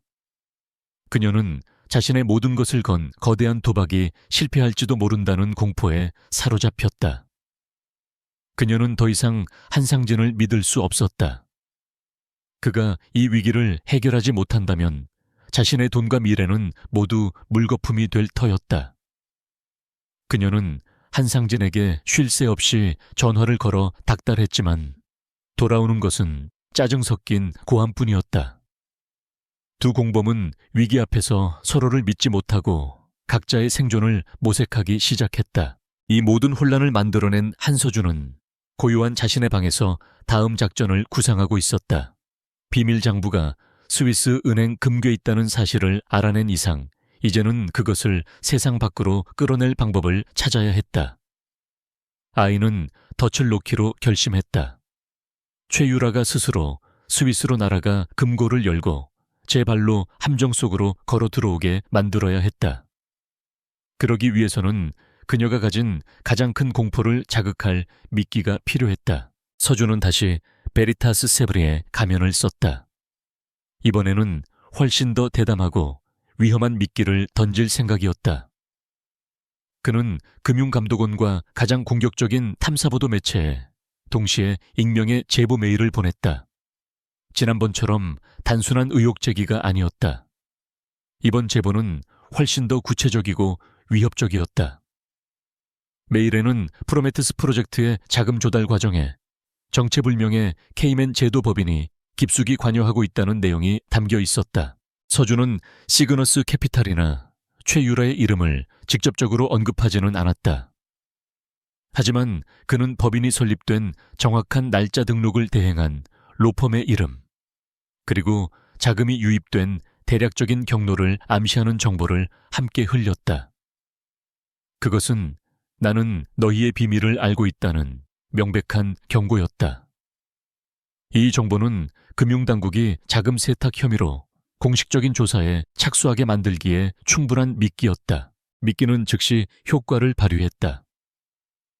며칠 뒤 언론에서는 진성그룹 M&A 해외 페이퍼 컴퍼니 통한 자금 세탁 의혹이라는 기사가 터져 나왔고 금융감독원이 비공식적인 내세 착수했다는 소문이 증권가를 중심으로 빠르게 퍼져나갔다. 이 소식은 최율에게 사형 선고나 다름없었다. 그녀는 자신의 유령 회사가 수사망에 오르는 순간 모든 것이 끝장이라는 사실을 누구보다 잘 알고 있었다. 최유라는 패닉 상태에 빠졌다. 그녀는 당장 한상진에게 달려갔지만 그는 이미 자신의 문제로도 벅찬 상태였다. 그냥 헛소문일 뿐이야. 내가 다 막을 테니 걱정 말고 가만히 있어. 그는 그녀의 불안을 잠재우려 했지만 그의 눈은 흔들리고 있었다. 그 순간 최유라는 깨달았다. 이 남자는 자신을 지켜줄 수 없다. 자신의 목숨은 스스로 구해야만 했다. 그녀에게는 최후의 보루, 바로 보험이 필요했다. 그녀는 결심했다. 스위스로 가서 비밀 장부를 가져와야겠다고. 만약 상황이 최악으로 치닫는다면 그 장부를 이용해 한상진에게 모든 죄를 뒤집어 씌우고 자신만이라도 살아남아야 했다. 혹은 장부를 완전히 파기하여 증거를 인멸해야 할지도 몰랐다. 어떤 선택을 하든 장부는 반드시 자신의 손안에 있어야 했다. 그녀는 그날 밤 가장 빠른 스위스 제네바행 비행기 티켓을 예매했다. 서준은 그녀의 모든 움직임을 손바닥처럼 들여다보고 있었다. 그는 이미 최유라의 스마트폰에 은밀하게 GPS 추적 앱을 설치해둔 상태였다. 그녀의 항공권 예매 내역과 위치 정보는 실시간으로 서준의 컴퓨터로 전송되고 있었다. 미끼를 물었다. 서준은 차가운 눈으로 모니터를 응시했다. 이제 그가 쳐놓은 거대한 거미줄에 먹잇감이 스스로 걸어 들어오고 있었다. 이제 서준에게도 카운트다운이 시작되었다. 최유라가 스위스에서 장부를 가지고 돌아올 때까지 그는 마지막 함정을 준비해야 했다. 장부는 분명 고도로 암호화된 USB 형태일 것이다. 그녀가 한국에 돌아와 그 USB를 자신의 컴퓨터에 연결하는 순간 그 안의 모든 데이터를 빼내야 했다. 서준은 며칠 밤을 새워가며 정교한 스파이웨어 프로그램을 만들었다. 그 프로그램은 평소에는 유령처럼 잠복해 있다가 특정 USB 장치가 컴퓨터에 연결되는 순간 자동으로 활성화되도록 설계되었다. 활성화된 스파이웨어는 USB 안에 모든 파일을 복제하여 서준의 비밀 서버로 전송한 뒤 스스로 모든 흔적을 지우고 다시 동면 상태로 들어갈 것이었다. 서준은 이 프로그램을 최유라가 가장 신뢰하는 그녀의 개인 노트북에 이미 오래전에 심어두었다. 모든 준비는 끝났다. 최유라가 제네바로 떠난 이틀 뒤 그녀는 다시 인천공항을 통해 귀국했다. 그녀의 모습은 이전보다 훨씬 더 수척하고 불안해 보였다. 그녀는 공항을 빠져나오자마자 곧장 자신의 오피스텔로 향했다. 서준은 위성 GPS를 통해 그녀의 동선을 실시간으로 확인하고 있었다. 아이의 심장은 강철처럼 차가웠지만 손끝에서는 미세한 긴장감이 느껴졌다. 이제 곧 마지막 퍼즐 조각이 맞춰질 순간이었다. 최유라는 자신의 안전가옥인 오피스텔에 들어서자마자 문을 걸어 잠갔다. 그녀는 떨리는 손으로 가방 깊숙한 곳에서 작은 USB 드라이브 하나를 꺼냈다. 스위스 은행의 로고가 새겨진 세상에서 가장 위험한 데이터가 담긴 판도라의 상자였다. 그녀는 장부의 내용이 안전한지 그리고 유사시에 사용할 수 있도록 파일에 문제가 없는지 확인해야만 했다. 그녀는 망설임 없이 자신의 노트북을 켜고 USB를 포트에 꽂았다. 그 순간을 수백 킬로미터 떨어진 작은 방 안에서 한 소년이 숨죽인 채 지켜보고 있었다. 서준의 모니터 화면에 작은 알림창이 떴다. 새로운 USB 장치 인식됨. 데이터 전송을 시작합니다. 조용한 방 안의 타자기처럼 규칙적인 키보드 소리만이 울려 퍼졌다. 파멸을 향해 움직이던 시계의 초침이 마침내 멈추었다. 심판의 날을 위한 모든 준비는 끝났다. 심판의 날이 밝았다. 진성그룹 본사 컨퍼런스 홀은 프로메테스 프로젝트의 최종 발표회를 위해 모인 사람들로 가득 찼다. 홀 안의 공기는 기대와 긴장감으로 팽팽하게 당겨진 활시위 같았다. 해외 투자자들과 애널리스트 수십 명의 기자들이 자리를 채웠고 전면의 거대한 스크린에는 M&A의 상대방인 독일 크로노스 AG의 임원들이 날카로운 눈빛으로 앉아 있었다. 이 행사는 진성그룹의 미래와 한상진의 운명을 결정지을 마지막 무대였다. 단상에 오른 한상진은 애써 태연한 표정을 지으려 노력했다. 며칠간의 스트레스로 그의 얼굴은 반쪽이 되어 있었지만 최고급 양복과 완벽하게 세팅된 머리는 그의 불안감을 감추고 있었다. 그는 마이크 앞에 서서 청중을 둘러보았다. 수많은 카메라 플래시가 터졌고 그 빛은 그의 눈을 아찔하게 만들었다. 그는 심호흡을 한 뒤 준비된 연설을 시작했다. 그의 목소리는 놀랍도록 차분하고 자신감에 차 있었다. 존경하는 투자자 여러분, 그리고 크로노스 AG의 파트너 여러분. 오늘 우리는 단순한 인수합병을 이야기하기 위해 이 자리에 모인 것이 아닙니다. 우리는 기술의 미래를, 그리고 새로운 시대의 개막을 이야기하고 있습니다. 한상진은 능숙한 연설가였다. 그는 화려한 수사와 긍정적인 전망을 담은 데이터들을 제시하며 M&A의 당위성을 역설했다. 최근의 부정적인 여론과 주가 하락은 성장을 위한 작은 성장통일 뿐이라고 일축했다. 그의 논리 정연한 발표에 술렁이던 장내 분위기가 조금씩 안정되기 시작했다. 투자자들은 고개를 끄덕였고 기자들은 바쁘게 그의 말을 받아 적었다. 스크린 속 독일 임원들의 표정도 한결 부드러워졌다. 한상진은 승리를 예감했다. 그는 이 위기만 넘긴다면 모든 것을 되돌릴 수 있다고 최유라와의 관계도 자신의 미래도 지켜낼 수 있다고 생각했다. 그는 자신의 연설에 스스로 도취되어 가고 있었다. 바로 그 순간이었다. 어둠 속 작은 방 한서준의 손가락이 엔터키를 눌렀다. 그것은 파멸의 서곡을 연주하는 지휘자의 손짓이었다. 서준이 미리 설정해둔 프로그램은 전 세계에 흩어져 있는 수십 개의 좀비 PC를 통해 작동을 시작했다. 단 1초의 오차도 없이 수백 통의 이메일이 컨퍼런스 홀에 있는 모든 사람들의 스마트폰과 노트북으로 동시에 발송되었다. 발신인은 베리타스 세븐이었다. 이메일의 제목은 그 자체로 폭탄이었다. 진성그룹 프로메테스 프로젝트의 진실 부패와 횡령의 비밀 장부.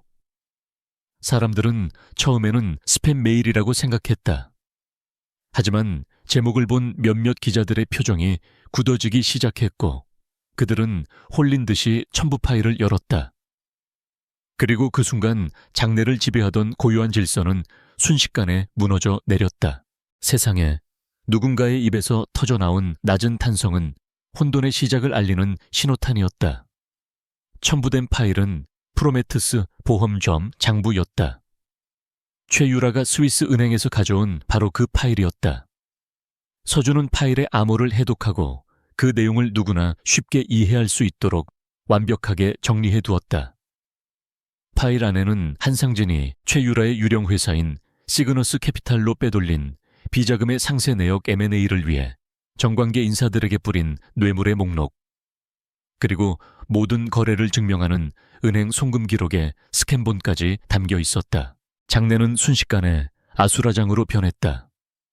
모든 사람들이 자신의 스마트폰 화면에서 눈을 떼지 못했다. 낮은 웅성거림은 이내 경악에 찬 외침으로 변해갔다. 기자들은 미친 듯이 노트북 자판을 두드리기 시작했고 투자자들은 얼굴이 하얗게 질린 채 자리에서 일어나 밖으로 나가려 했다. 단상 위에 한상진은 이 갑작스러운 소란을 이해하지 못한 채 당황한 표정으로 연설을 멈췄다. 여러분, 잠시만 조용히. 하지만 그의 목소리는 거대한 혼돈의 파도에 묻혀버렸다. 그리고 서준의 마지막 공격이 시작되었다. 아이는 컨퍼런스 홀의 메인 프레젠테이션 시스템을 해킹했다. 한상진의 등 뒤에 있던 거대한 스크린에서 화려한 미래 비전을 담은 그래프가 사라졌다. 그 자리에는 비밀 장부에 가장 자극적인 페이지들이 나타나기 시작했다. 최유라의 계좌로 입금된 수십억 원의 송금 내역 뇌물을 받은 정치인의 이름과 금액, 그리고 고급 레스토랑에서 다정하게 와인잔을 부딪히고 있는 한상진과 최유라의 사진이 화면을 가득 채웠다. 모든 카메라의 플래시가 단상 위를 향해 폭발했다. 한상진은 등 뒤에서 느껴지는 서늘함에 천천히 몸을 돌렸다. 그리고 자신의 모든 비밀과 치부가 거대한 스크린 위에 전시되어 있는 것을 보았다. 그의 눈이 믿을 수 없다는 듯 커졌다. 그의 뇌는 눈앞의 광경을 현실로 받아들이기를 거부했다. 그의 입이 뻐끔거렸지만 아무 소리도 나오지 않았다. 그의 완벽했던 세계가, 그의 야망과 미래가 단 몇 초 만에 산산조각 나고 있었다. 스크린 속 독일 임원들은 경악과 분노가 뒤섞인 표정으로 자리에서 일어나 화면 밖으로 사라졌다. 곧이어 그들의 법률 대리인이 나타나 차가운 목소리로 선언했다. 이 M&A 계약은 즉시 파기되었음을 공식적으로 알립니다. 그 선언은 한상진에게 내려진 사형 선고였다. 그의 다리가 풀리며 휘청거렸다. 그는 단상 위에서 비참하게 주저앉았다. 수백 개의 카메라 렌즈가 그의 무너지는 모습을 탐욕스럽게 빨아들이고 있었다. 자신의 오피스텔에서 인터넷 생중계를 통해 이 모든 것을 지켜보던 최유라의 얼굴은 이미 눈물과 절망으로 범벅이 되어 있었다. 화면에 자신의 이름과 계좌번호가 뜨는 순간 그녀는 모든 것이 끝났음을 직감했다. 그녀가 평생을 바쳐 쌓아 올린 모든 것이 신기루처럼 사라지고 있었다. 바로 그때 현관문에서 거칠고 다급한 노크 소리가 들려왔다. 최유라 씨 검찰입니다. 문 여세요. 그녀는 공포에 질려 비명을 지르며 뒷걸음질 쳤다. 컨퍼런스 홀에도 검찰 수사관들이 들이닥쳤다. 그들은 망연자실해 있는 한상진에게 다가가 차가운 목소리로 미란다 원칙을 고지했다. 횡령 배임, 뇌물 공여, 주가 조작. 그의 남은 인생을 감옥에서 보내기에 충분한 죄목들이었다. 한상진은 아무런 저항도 하지 못한 채 수갑이 채워져 끌려나갔다. 한때 그룹의 황태자였던 그의 마지막 모습은 초라하고 비참하기 그지없었다. 모든 것이 끝났다. 어둠 속의 작은 방 한서준은 여러 개의 모니터에 떠있는 혼돈의 장면들을 무표정하게 바라보고 있었다. 뉴스 속보 자막 폭락하는 진성그룹의 주가, 그래프 수갑을 찬 채 끌려나가는 아버지의 모습. 그 모든 것이 아이의 계획대로 이루어졌다. 아이는 천천히 노트북을 닫았다. 방 안에 유일한 불빛이 사라지자 완벽한 어둠이 찾아왔다. 그 어둠 속에는 승리의 환호도 복수의 쾌감도 없었다. 오직 거대하고 차가운 정적만이 소년을 감싸고 있을 뿐이었다. 심판은 끝났다. 심판의 날이 지나가자 세상은 잿더미로 변해 있었다. 진성게이트라 불리게 된 사건은 대한민국 사회 전체를 뒤흔드는 거대한 태풍이 되었다. 모든 뉴스 채널은 하루 종일 진성그룹의 붕괴 소식을 떠들어댔고 신문 한 면은 수갑을 찬 채 끌려나가는 한상진의 비참한 사진으로 도배되었다. 진성그룹의 주식은 거래가 정지되었고 수십 년간 쌓아 올린 명성과 신뢰는 단 하루 만에 먼지처럼 사라졌다. 한서준은 자신의 방에서 자신이 만들어낸 거대한 폐허를 조용히 지켜보고 있었다. 텔레비전 화면 속에서 경제 전문가들은 진성그룹의 미래를 비관적으로 예측했고 법률가들은 한상진과 최유라가 받게 될 형량을 계산하고 있었다. 세상은 시끄러웠지만 서준의 세상은 소름 끼칠 정도로 고요했다. 아이는 마치 남의 나라 이야기를 보는 것처럼 무감각한 표정으로 모든 것을 관망했다. 복수는 끝났고 이제 남은 것은 그 잔해를 수습하는 일뿐이었다. 그 시각 김지수는 거실 소파에 앉아 넋을 잃은 채 뉴스를 보고 있었다. 남편의 횡령 내연녀와의 공모, 그리고 회사의 붕괴. 그녀가 어렴풋이 짐작만 하던 추악한 진실들이 온 세상에 까발려지고 있었다. 그녀의 마음속에 가장 먼저 찾아온 감정은 분노나 슬픔이 아니었다. 그것은 거대한 허무함이었다. 자신의 청춘과 인생을 바쳐 지키려 했던 가정이라는 울타리가 이토록 썩어빠진 허상이었다는 사실에 대한 깊은 절망이었다. 하지만 그 절망의 잿더미 속에서 아주 작은 불씨 하나가 피어오르고 있었다. 그것은 해방감이었다. 더 이상 남편의 눈치를 보지 않아도 된다. 시댁의 섯을 퍼런 감시 속에서 주눅들지 않아도 된다. 그리고 무엇보다도 아들 서준을 이 위선적인 환경에서 구해낼 수 있다는 안도감이었다. 그녀는 수십 년간 자신을 짓누르던 무거운 족쇄가 마침내 부서졌음을 느꼈다. 눈물이 흘러내렸지만 그것은 더 이상 슬픔의 눈물이 아니었다. 새로운 삶을 향한 결심의 눈물이었다. 다음 날 김지수는 변호사를 찾아갔다. 며칠 전까지만 해도 그녀는 이혼 소송에서 불리한 위치에 놓인 약자였다. 하지만 이제 모든 상황이 역전되었다.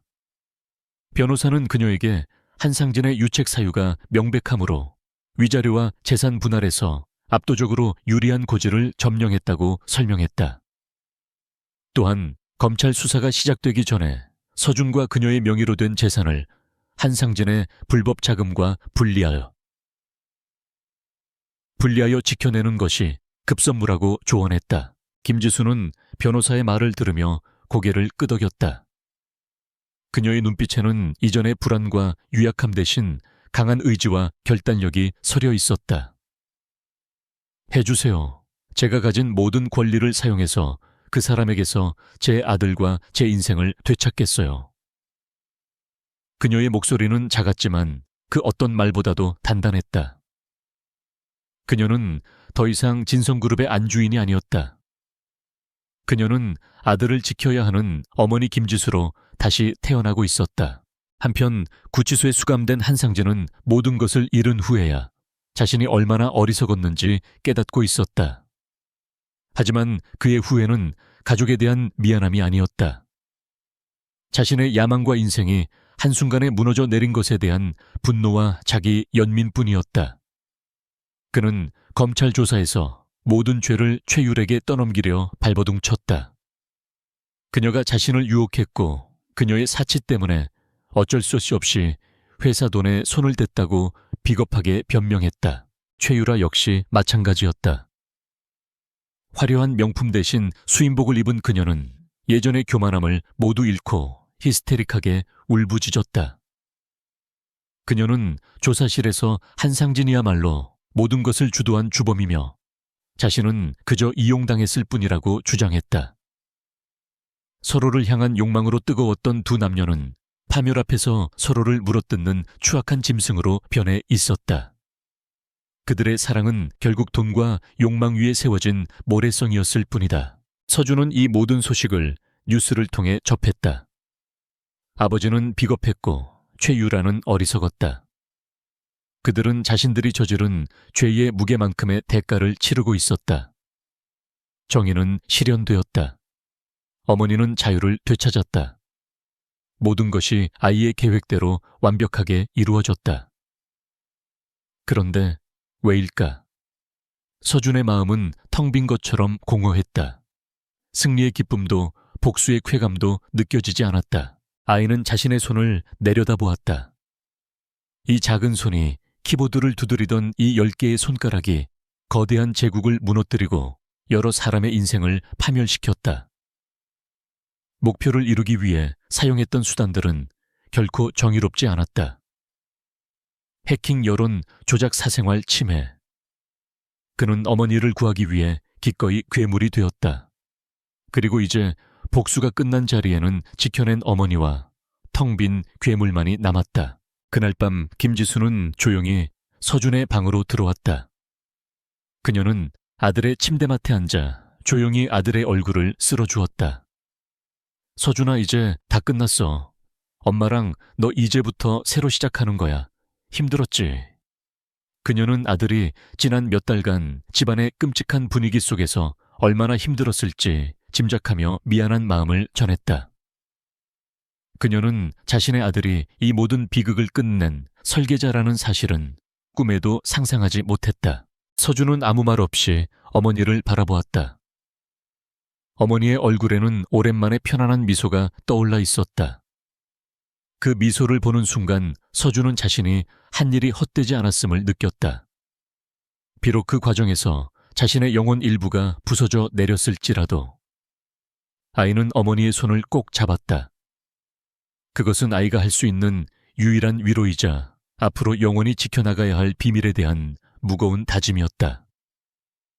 복수 뒤에 남은 것은 상처와 공허함이었지만 그 잿더미 속에서도 새로운 삶의 희망은 피어오르고 있었다. 잿더미 위에도 계절은 어김없이 찾아왔다. 모든 것을 집어삼킬 듯했던 거대한 폭풍이 지나가고 6달의 시간이 흘렀다. 세상은 언제나 그랬듯 새로운 소식들로 시끄러웠고 한때 대한민국을 뒤흔들었던 진성게이트는 사람들의 기억 속에서 서서히 잊혀가고 있었다. 하지만 어떤 이들에게 그 폭풍은 끝이 아닌 새로운 시작을 의미했다. 김지수와 한서준의 삶이 바로 그러했다. 두 사람은 강남의 차갑고 거대했던 저택을 떠나 한강이 내려다 보이는 아담한 아파트로 이사했다. 집 안은 어머니 김지수가 직접 고른 따뜻한 색감의 가구들과 그녀가 가꾸는 작은 화초들로 생기가 넘쳤다. 예전 집의 숨막히는 침묵 대신 이제는 부엌에서 들려오는 감미로운 클래식 음악 소리와 고소한 빵 굽는 냄새가 공간을 채웠다. 그곳은 집의 외형을 한 감옥이 아닌 진정한 의미의 보금자리였다. 김지수는 놀랍도록 변해 있었다. 그녀는 이혼 소송을 통해 법적으로 보장된 자신의 몫을 당당히 되찾았다. 그녀는 그 돈으로 작은 갤러리를 열었다. 결혼 전 미술을 전공했던 그녀의 오랜 꿈이었다. 그녀는 더 이상 누구의 아내나 며느리가 아니었다. 자신의 이름으로 사람들을 만나고 자신의 안목으로 신인 작가들을 발굴하며 세상과 소통했다. 그녀의 얼굴에서는 과거의 그늘과 슬픔 대신 자신감과 온화한 미소가 피어났다. 한서준 역시 새로운 환경에 적응하고 있었다. 아이는 평범한 초등학생들 틈에 섞여 조용히 학교를 다녔지만 방과 후에는 자신만의 연구에 몰두했다. 아이는 더 이상 복수를 위해 자신의 재능을 사용하지 않았다. 대신 인공지능과 양자 컴퓨팅 같은 순수한 지적 호기심의 세계를 탐험했다. 아이의 얼굴은 여전히 나이에 비해 무표정하고 어른스러웠지만 그 눈빛에는 이전의 차가운 분노 대신 깊고 고요한 평온함이 자리 잡고 있었다. 세상에 버려졌던 두 사람의 소식도 간간히 들려왔다. 법의 심판은 엄정했다. 한상재는 횡령과 배임 등의 혐의로 15년이라는 중형을 선고받았다. 한때 재계를 호령하던 그의 제국은 공중분해되어 경쟁사들에게 헐값에 팔려나갔다. 최유라 역시 사기 및 횡령 공모 혐의로 7년형을 선고받았다.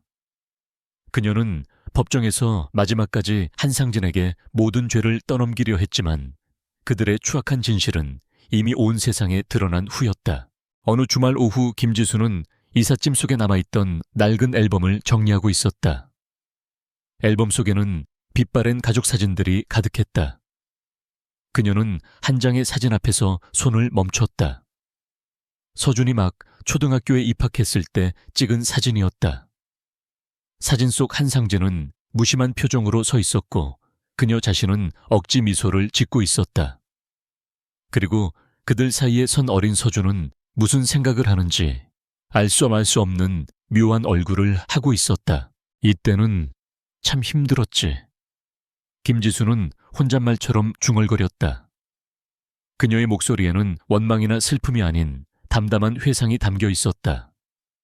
거실에서 책을 읽던 서준이 조용히 다가와 어머니의 옆에 앉았다. 김지수는 아들의 어깨를 감싸 안으며 말했다. 하지만 이제 괜찮아. 엄마는 지금이 훨씬 더 행복해, 서준아. 우리 아들이 곁에 있어줘서 정말 다행이야. 그녀는 아들이 지난 시간 동안 얼마나 묵묵히 자신의 버팀목이 되어주었는지 생각하며 가슴이 뭉클해졌다.